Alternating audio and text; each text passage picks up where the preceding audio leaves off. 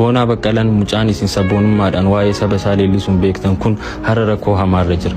Waggoota 6 dura gaafa awwaalcha artiist Haacaaluu Hundeessaa magaalaa Ambootti rasaasaan kan rukutame.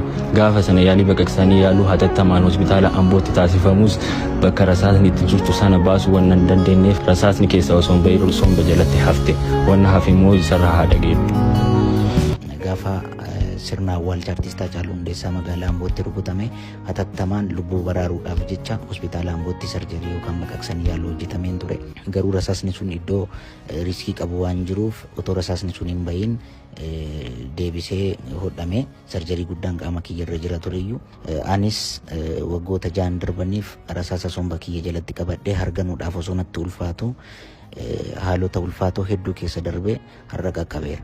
Har'a garuu guyyaadhaa gara guyyaatti dhukkubbiin natti hammaachaa waan dhufeef riskiin qabu kamiyyuu fudhatamee baqaqsanii yaaluudhaan rasaasni sun keessaa bahuu akka qabu ogeessonni yaalaa natti himanii jiru. Kanaaf anis sarjarii kana godhachuudhaaf hospitaala seeneen jira. Hundi keessan waaqanaa kadhadhaa, sinin jaaladhaa, fayyaa ta'a. Kanaaf gargaarsi keessan waan nu barbaachisuuf warri maallaqa qabdan maallaqa keessaniin akkasumas abbootiif haadholiin kadhannaaf du'aa keessaniin nu bira dhaabbadhaa isiniin jenna. Akkaawuntiin isaas Boonaa Baqqalaa isa jedhu 1158 17 11 63 1.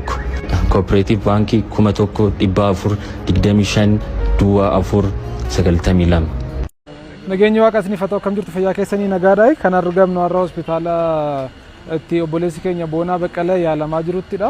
Obboleessi keenya Boonaa Baqqalaa waggoota 6 dura Haacaaluu Hundeessaa wareegamuu isaa booda gaggeessaa Haacaaluu Hundeessaa irratti rasaasaan rukutame yeroo sanas yaaluudhaaf baay'ee ulfaataa ta'e hin yaalamin hafee hamma yoonaa rasaasni somba isaa jalatti kan ture yogguu ta'u haala ulfaataa keessa waan jiruuf garuu haala ulfaataa irra waan ga'eef garuu amma yaalamuun isaa dirqama ta'ee mana yaalaatti argama. Kanaaf kan namummaatii fi kan qajeelummaa kan oromummaa akka obboleessa keenya bira dhaabbattanii tumsa barbaachisaa ta'eef akka gootanii haamileedhaan kadhannaadhaan siif jira jechuudhaan akka bira dhaabbattan kabaja olaanaadhaan isin gaafadha.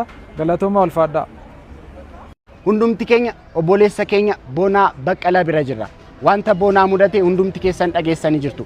Gaafa du'a Haacaaluu awwaalcha isaa irratti rasaasaan rukutame yeroo sanatti rasaasni sun otoo dhaqna isaa keessaa hin bahin amma itti hammaachaa waan dhufeef yaalamuu waan qabuuf mana yaalaa jira jechuudha. Yaalaaf immoo maallaqa baay'ee waan barbaachisuuf mucaa kana bira dhaabbachuu qabna, mucaa keenya yaalchisuu qabna jechuudha. Hundumti keenya waan dandeenyuun obboleessa keenya biraa dhaabbannu lakkoofsa baankii daldala Itoophiyaa 1158 17 11 63 1.